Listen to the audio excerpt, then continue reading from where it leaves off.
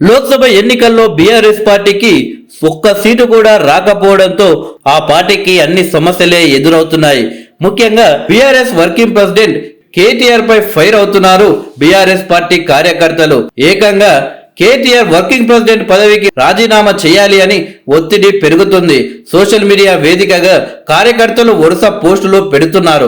Assembly parliament ఎన్నికల్లో ఓటమికి BRS working president నైతిక బాధ్యత వహిస్తూ ఆ పదవి నుండి తప్పుకోవాలి అని డిమాండ్ చేస్తున్నారు కార్యకర్తలు. వరుసగా పార్టీ ఓడిపోతున్నా కనీసం రివ్యూలు లేవని, ఇకపై కూడా ఇలానే ఉంటామంటే భవిష్యత్తులో మరింత నష్టం వాటిల్లుతుందని వారంతా ఆవేదన వ్యక్తం చేస్తున్నారు.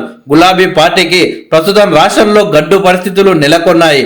అసెంబ్లీ ఎన్నికల్లో ఓటమితో అన్ని ఎదురు దెబ్బలే.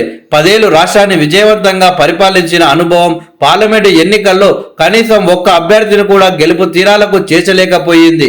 గతంలో ఆ పార్టీ చేసిన తప్పిదాలే ఇప్పుడు వెంటాడుతున్నాయి. ఫలితంగా అసెంబ్లీ ఎన్నికల్లో 39 సీట్లు, పార్లమెంటు ఎన్నికల్లో 0 సీట్లు రావడానికి కారణమని నెట్టిట జోరుగా చర్చ జరుగుతుంది. ఈ ఎన్నికల బాధ్యతలను బీఆర్ఎస్ వర్కింగ్ ప్రెసిడెంట్ కేటీఆర్ తన భుజాల మీద వేసుకున్నారు. ఎన్నికల ప్రచారం అంతా తానై చూసుకున్నారు.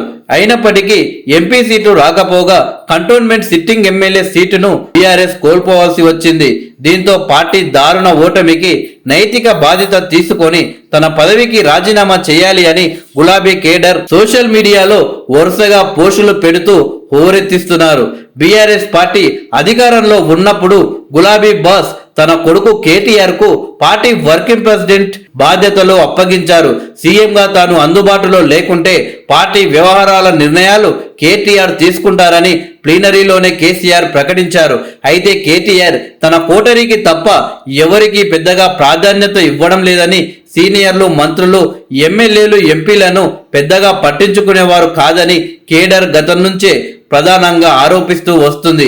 అసెంబ్లీ ఎన్నికల్లో ఓటమి తర్వాత కూడా కేటీఆర్ గత ప్రభుత్వంలో జరిగిన తప్పులను ఒప్పుకోవడంతో పాటు కొత్తగా ఏర్పాటైన ప్రభుత్వంపై నోరు పారేసుకోవడం, దురుసుతనంతో పార్టీకి మరింత నష్టం కలిగించారని ప్రధానంగా వినిపిస్తుంది. అసెంబ్లీ ఎన్నికల్లో ఓటమి తర్వాత పార్టీలో ఏం జరుగుతుందో ఇప్పటి వరకు కేటీఆర్ సమీక్షలు చేయలేదని తెలుస్తుంది. ఇదే విషయాన్ని కేడర్ ప్రధాన తప్పిదంగా ఎత్తి చూపిస్తుంది. పార్టీ సీనియర్లు, కీలక నేతలు, కార్యకర్తల మధ్య గ్యాప్ కూడా ఓటమికి ప్రధాన కారణంగా తెలుస్తుంది. అసెంబ్లీలో ఓటమి తర్వాత కేడర్ తీవ్ర నైరాశ్యంలోకి వెళ్లిపోయింది. ఆ తర్వాత కీలక నేతలు అధికార పార్టీలోకి జంప్ అయ్యారు. మిగిలిన వారిపై అధికార పార్టీ కేసులు పెట్టడంతో పాటు గత ప్రభుత్వంలో Kaleshwaram project failure, phone tapping కూడా ఘోరంగా దెబ్బతీశాయి.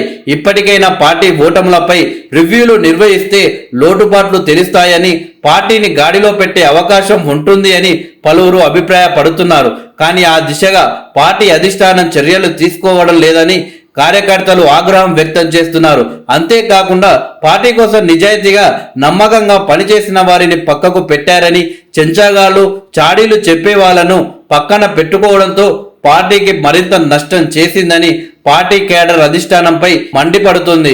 ఉద్యమకారులను గుర్తించకపోవడం, సీనియర్లకు ప్రాధాన్యత ఇవ్వకపోవడం వల్లే కార్యకర్తలకు పార్టీ ఎంపిక చేసిన అసెంబ్లీ, ఎంపీ అభ్యర్థులకు మధ్య గ్యాప్ పెరిగిందనే ఆరోపణలు కూడా వినిపిస్తున్నాయి. ఇప్పుడైనా పార్టీ పెద్దల తీరు మారాలని, లేదంటే పార్టీకి తమకు భవిష్యత్తు ఉండబోదని కార్యకర్తలు సోషల్ మీడియా వేదికగా తెగ పోస్టులు పెడుతున్నారు. ముఖ్యంగా కేటీఆర్ వర్కింగ్ ప్రెసిడెంట్ బాధ్యతల నుండి తప్పుకొని వేరే వారికి అవకాశం ఇవ్వాలి అని కోరుతున్నారు.